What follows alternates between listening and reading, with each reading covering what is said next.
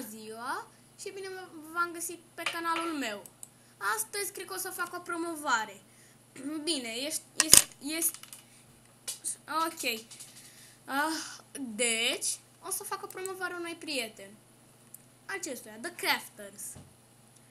Bun. Este mare fan Trex.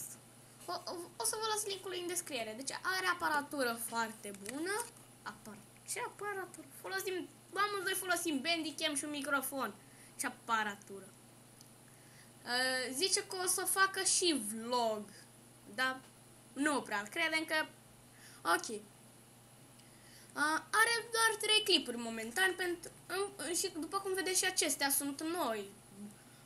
4 days ago, 2 days ago și 7 hours ago. Logic, sunt noi, nu? Da, mie mi se pare că sunt noi.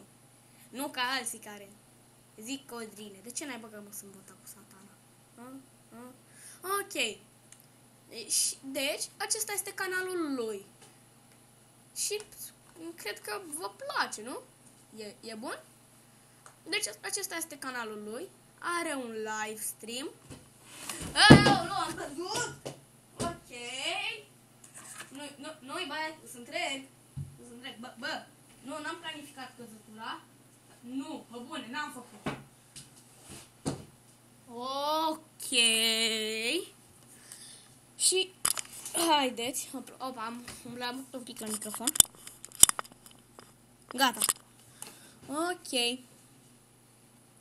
Și acesta este canalul lui. Vă place?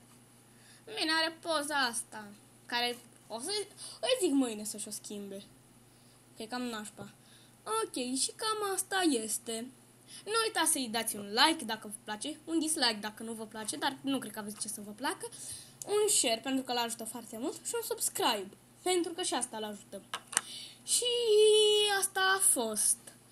Nu uitați, dacă vă place clipul meu, să apăsați butonul de like.